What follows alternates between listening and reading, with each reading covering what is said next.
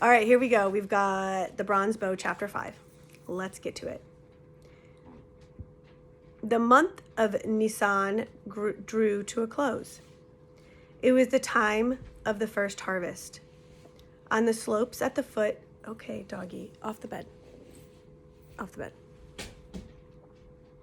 On the slopes at the foot of the mountain, the villagers, men and women and children, moved slowly through the fields of barley, the long, hairy heads of grain falling in rhythmic waves from their sickles. From the mountain lookout, Rosh's men watched them, speculating from which unguarded field they might snatch their own due share. Daniel, who had never before been discontented with a mountain springtime, felt restless.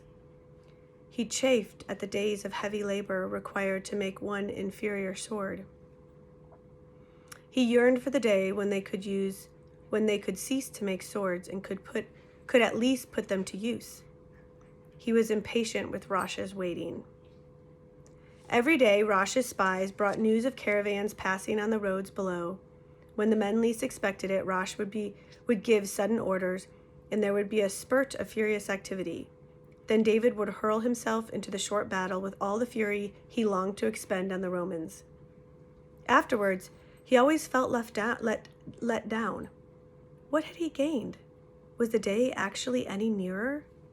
That night on the rooftop of his grandmother's house, he had seen so clearly that all he longed and hoped for was here in Rosh's band. Now it seemed to him that most of the men did not really care, that they were just as bad as the villagers who thought no further than the next meal. He roamed the trails often in the hope of meeting again the boy who had climbed up from the village, though he knew that by now Joel Bar Hezron must be living in that big house in Capernaum. He and the village boy had been drawn together by a common dream, and for a few moments Joel had been very close to giving up everything he possessed to join Rosh's band. Perhaps if he had had another chance. Joel was the sort Rosh needed. Impatient, full of spirit, not afraid to take a risk. Slowly, a daring plan began to form in Daniel's mind. And when he had mulled it over for several days, he summoned his courage and took it to Rosh. Rosh heard him out, his button-black eyes twinkling with derision. "Ever been to the city of Capernaum?" he inquired. "No," said Daniel. "Still, I'd like to try. I'm sure I could find him." Rosh considered. "Go ahead," he said finally. "You can look after yourself. Don't set your heart on that boy. He's got too much to lose. I checked on him. Grandfather was rich as old Hezekiah himself. But go along. He might be useful to us in Capernaum." Daniel set off long before dawn, carrying the cloak Simon had given him. Leaving Samson was easier this time. The big man understood that he would come back. The dark trails held no terror. His feet knew every jutting rock and turn. With the first light, he left the mountain behind and strode along the level road through the plain. In the east, a yellow glow began to gather, sending out long spears of pink and pale amethyst. From the olive groves came the song of a lark, rising to a thin, clear sweetness against the pearly sky. On every side sounded the urgent chirping of linnets and finches. Abruptly, the sun burst forth. Daniel could see a golden field of mustard stretching as far as his eye could reach, the yellow blossoms so high that a man could walk through them unseen. Presently, he overtook a caravan. Prodded on by weary drivers, the camels swayed slowly. Above the smell of camel, Daniel's nose caught an unfamiliar fragrance, sweet and spicy, which seeped from the toppling bags they carried. As the day grew brighter, the road was busy with farmers, trundling small wagons or bearing on their shoulders baskets of vegetables for the city market. Already the excitement of the city quickened his pulse. He came out on the last long slope of the road. Below him lay the sea, like a great blue jewel in the sun, and at its edge the town of Capernaum, a mass of dark stone houses thick clustered. A transparent veil of mist and smoke hung over the rooftops. He fancied he could hear the hum of thousands of voices. He hurried on, forgetting the miles behind, feeling fresh and exhilarated. It was far too early to look for Joel, but he was in no haste. There was much to see. He wandered through the streets, taking in great gulps, the busyness, the color, and the sound and smell of them.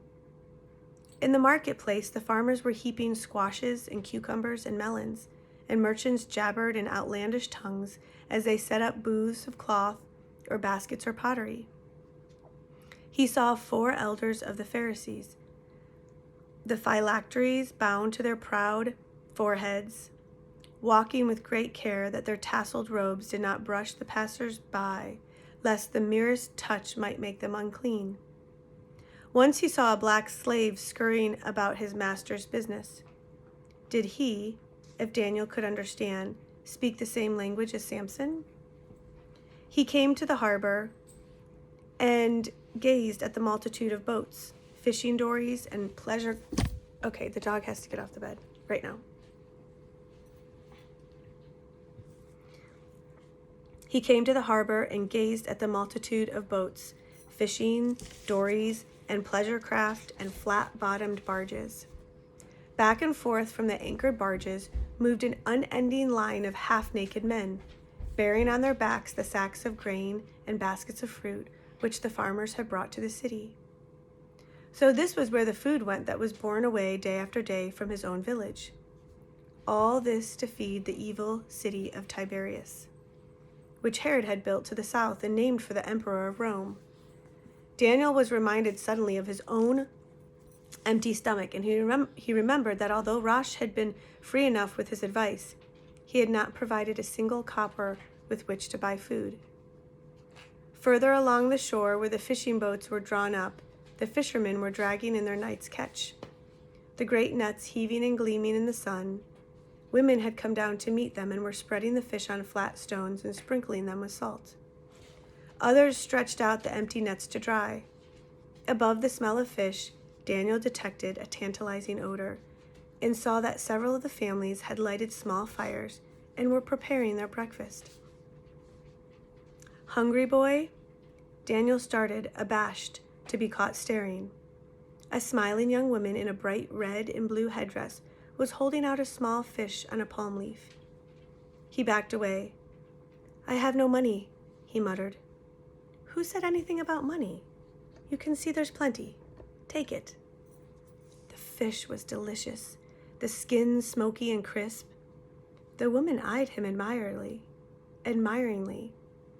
"Where would a handsome stranger like you have come from?" she demanded. Embarrassed, he stammered the name of Ketsa. "Are you waiting for the teacher?" she inquired. "No." "You should, then. It's worth being late for work." "What teacher?" he asked. "The carpenter. Ah, there he is now." She called over her shoulder to another woman. "Come, he's about to begin." Daniel turned curiously. A short way from them on the shore, a cluster of fishermen had gathered, and from all sides others were leaving their nets. A few workers broke from the lines that labored on the barges. Through the shifting bodies, Daniel caught a glimpse of the man in their midst. It was the man who had spoken in the synagogue. He stood on the beach among the fishing boats, in his plain white robe, smiling and greeting the men by name. Out here in the sun, he did not look solemn as in the synagogue. He looked vigorous and confident and happy. Something he was saying drew a burst of laughter from the men. Daniel pushed his way nearer till he could get a good look. "How strong he is," he thought. Yet bodily the man was no match for the sturdy fishermen who surrounded him. The impression of strength came from an extraordinary vitality that seemed to pulse in the very air around him. Once more, as on that day in the synagogue, Daniel felt a spark leap up in his own body. Looking about him, he could see the same spark reflected in the eyes of the men and women who jostled him. Someone shouted a question that Daniel could not catch, and Jesus held up a hand to ask for silence. What is the kingdom of heaven?"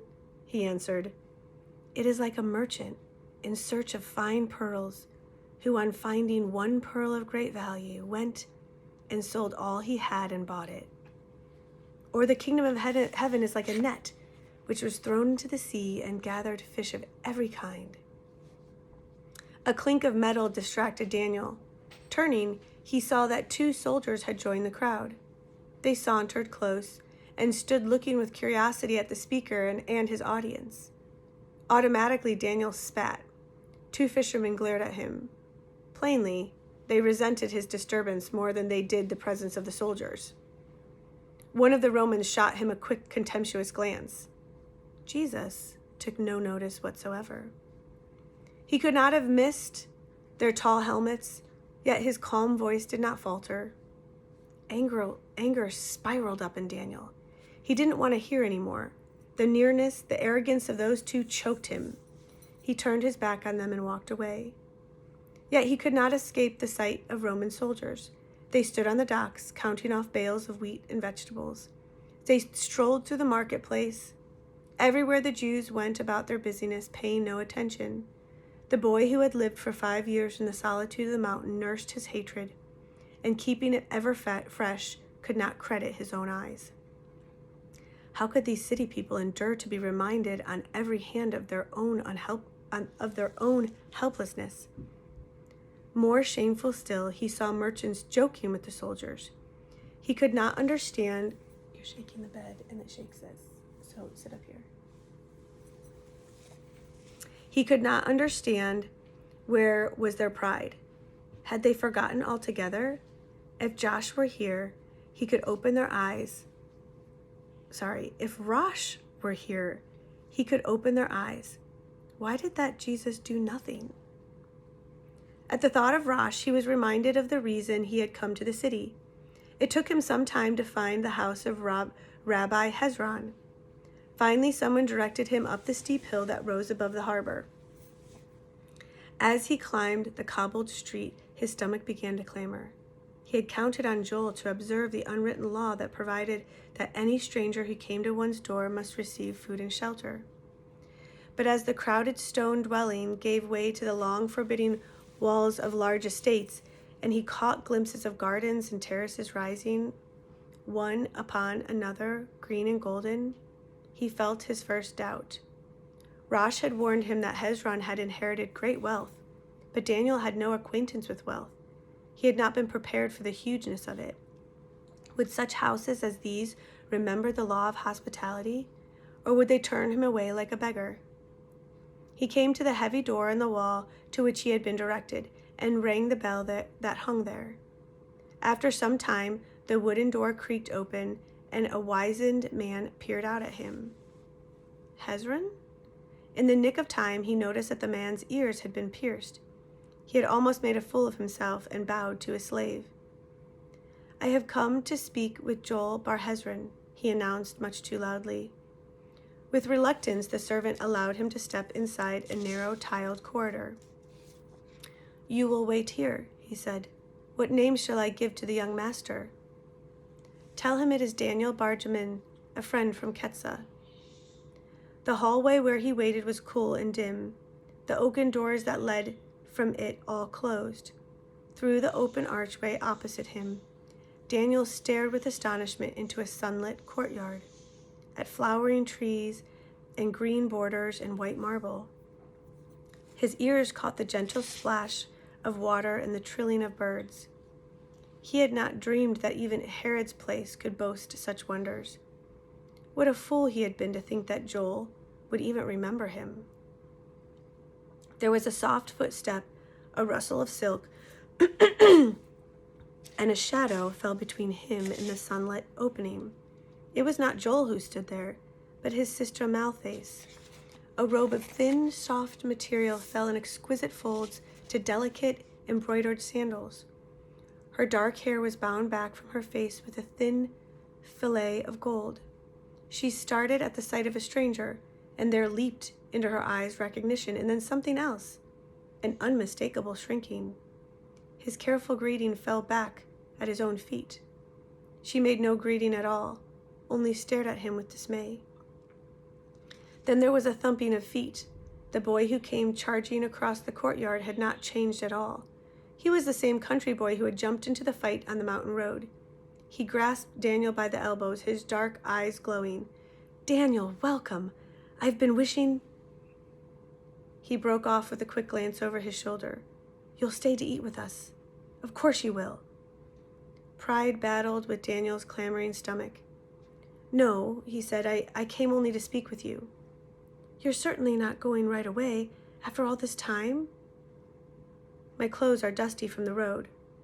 "Oh, that? Just leave your cloak here in the hallway, for Father's sake, you know." Daniel flushed, remembering that a common man who visited a Pharisee must leave his cloak at the door, lest he make the household unclean. Slowly he undid Simon's coat, allowing Joel a glimpse of the torn and scanty garment underneath. "Never mind," Joel said hastily. "Better wear it after all. It doesn't really matter." Propelling his guest along the corridor, Joel was all at once aware of his sister who stood just inside the archway. "Thessia," he said, an uncertain note in his voice. "Do you remember Daniel, the one who—" He floundered to a stop. Her fine, dark eyebrows lifted.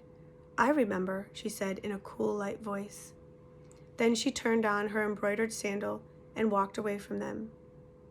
Joel looked after her with annoyance, then he shrugged. "Don't mind Thessia," he said. "She's putting on city airs lately.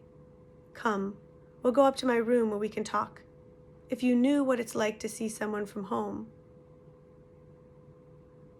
Daniel had to follow so rapidly through the courtyard that he had only a blurred impression of green beauty. They passed beneath a row of slender columns into another corridor, up a flight of shallow steps and into a small square room. Apparently, Joel slept in this room and did not even have to share it with anyone. There was a single low couch with a striped linen covering, 2 carved wooden benches, a painted chest, and a desk with quills and an ink pot, and a scroll propped open as though Joel had just been working on it. Joel poured water from a fine pottery jar and laid out a smooth linen towel. Self-consciously, Daniel washed his hands and feet and retied his turban. It was plain that Joel did not care whether he was respectable or not, that the boy was overjoyed to see him. Daniel's wiry self-confidence asserted itself. He would not let himself be shaken by a silly girl. "Did Rosh send you?" Joel demanded. "Have you held up any more caravans? How about the slave, the big black one? I didn't envy you when you led him off that day." "I should have kept my mouth shut," Daniel answered. "What happened?" "The minute I took his chains off, he took charge of me instead. He's made me the laughing stock of the camp. He works like a mule to keep my fire going, but he won't let me out of his sight." Joel was amused at the picture. "Can he talk? Does he understand what you say?" "The others don't think so. I'm not sure. Sometimes it seems though he's trying to tell me something." "You're not afraid of him?" "Not for myself, but I have to watch him all the time. That strength of his, it's like a rock on the edge of a cliff. A feather could start it down. One night I got into an argument with Joktan, and Jock started at me with his fist. I looked up just in time. There was Samson reaching for Jock with his great arms of his. It was all I could do to stop him." Joel whistled. "I should think—" he began, when a chiming gong interrupted him and he rose to his feet. "Father insists that we're on time for meals," he said. "We'd better talk later." Now the fountain in the courtyard Hezron— let's start that over. Near the fountain in the courtyard, Hezron stood waiting, a tall, narrow-faced man with graying hair. He bowed with a cool courtesy at Joel's introduction. "Peace be with you," he said. "You are welcome." He gazed with distaste at Daniel's unlawful garment. A camel would be as welcome, Daniel thought. The man will have to purify his whole house when I leave. Side by side, 2 women moved gracefully across the tile pavement, Malthace and an older woman who must once have looked much like her daughter. A tiny bird of vivid blue darted from a dwarf pear tree and lighted for a breath's space on the girl's shoulder, then flashed away. The corner of Thesia's mouth curled slightly as she looked at Daniel, hinting, "I could tell them much if I cared." The mother smiled warmly and held out her hand to him. They led Daniel through an archway into a spacious room. His muscles stiffened at the array of couches. Was he expected to eat his meal lying down like a Roman? But after an awkward wait, he lowered his body gingerly and imitated Joel, propped himself up on one elbow, aware of Thesia's amusement. For all her airs, he could wager she had never seen a couch herself up to a month ago. No one in the village boasted such heathen nonsense. Joel's mother, with a gracious word, led her daughter behind a silken screen, where they would both be hidden from view while the men of the family ate. More nonsense. Daniel was sure that in the village they must have sat on mats and eaten their meal together like any other family. Through the prolonged hand-washing, Daniel fidgeted, affronted by the silver pitchers, the fine tiny napkins, the hovering slaves. Then at the sight of the food, a fierceness sprang up in him. He had drained every drop from the cup of date wine before he noticed that the others were holding theirs untouched. Too late, he set down what remained of his small loaf of bread. He had torn into it like Samson himself, and he saw Hezron's lips flatten together. Curse their finicky rules. Had they ever felt the gnawing of an empty stomach? "Your home?" Hezron inquired after the scant portions of fish and fruit had been consumed in silence. "Is it far from Capernaum?" Daniel dragged his attention from his empty bowl. "In Ketsa, sir." "Indeed?" Hezron looked surprised. "Your father too? I do not seem to recall." "My father was Jamin, chief overseer of the vineyards." "So," said Hezron, frowning, "I remember. A very tragic affair. He was a good man, your father, but a rash one." His cool tone pricked Daniel's thin skin and stirred the anger that always smoldered close under the surface. He glowered at his plate, holding his tongue. "You are the support of your mother?" "My mother is not living either." Hezron hesitated. "You have been doubly unfortunate," he said in a kinder tone, mistaking Daniel's anger for grief. "Do you follow your father's trade?" "No, I was bound to Amalek, the ironsmith." "Sold," he felt like shouting, "sold into slavery for a term of 6 years to a man who was not fit to even own a mule. Had the rabbis protested then, or a single soul in the village lifted a finger to help him?" "Well," said Hezron reasonably, "it is necessary for every boy to learn a trade. Joel, as you probably know, was trained as a sandal maker, as I was myself, though I must say I applied myself with more diligence. I do not seem to remember seeing you at Amalek's shop." "I didn't work there long."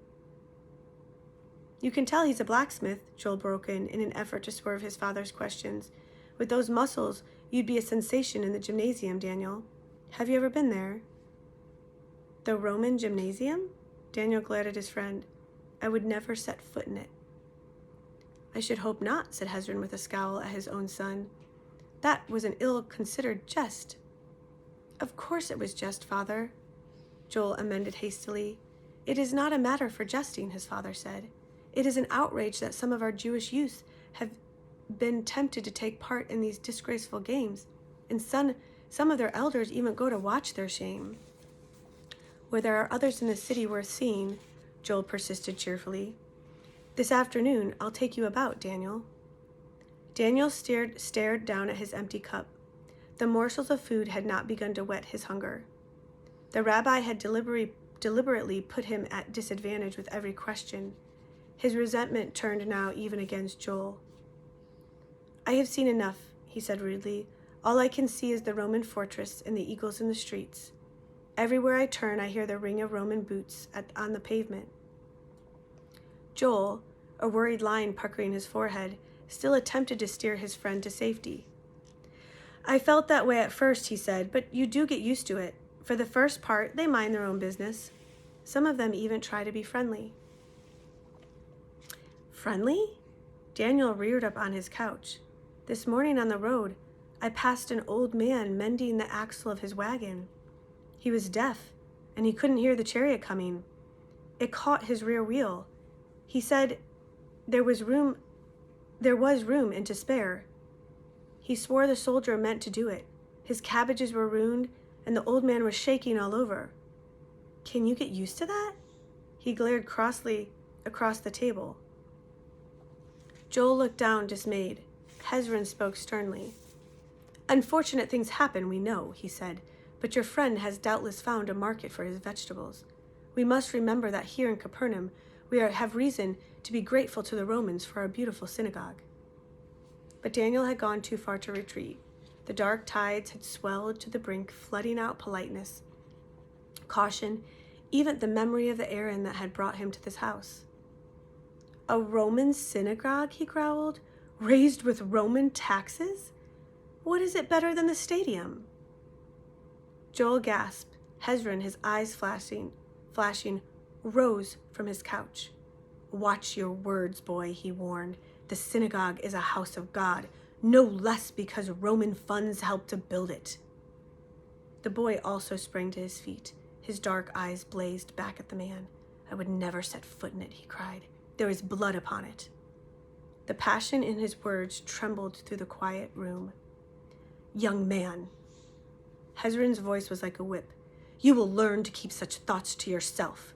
If you have no concern for your own life, you will respect the safety of those who offer you hospitality.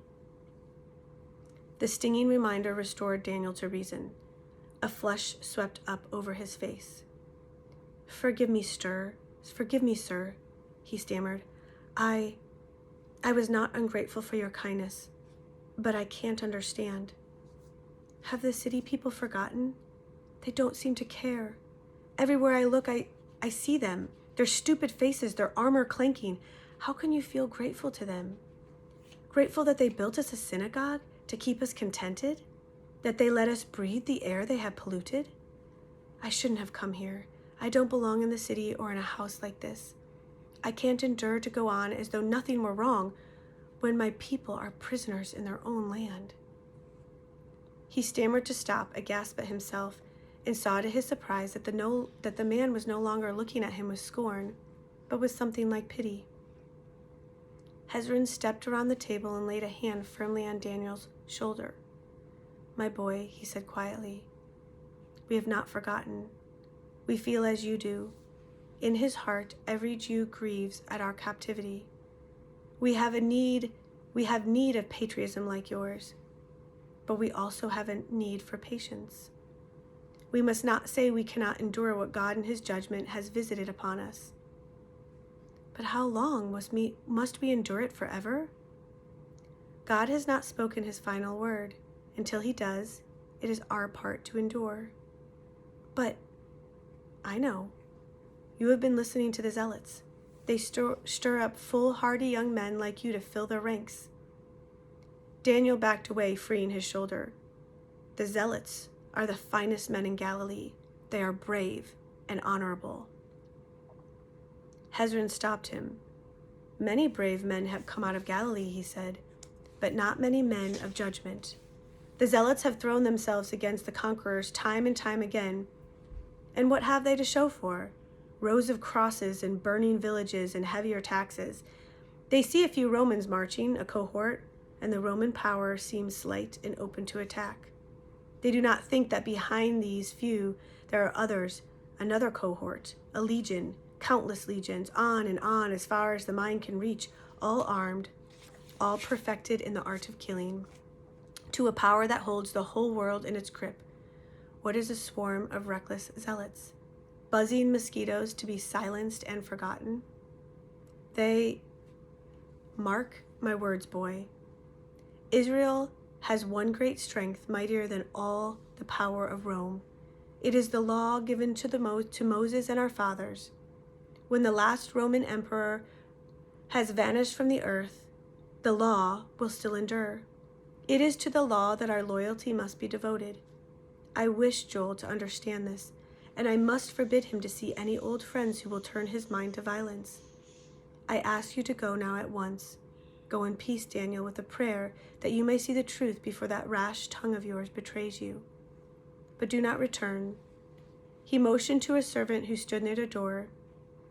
"Go with our guest and see that he is started on the right road." Joel made an impulsive gesture, swiftly checked, and stood quietly.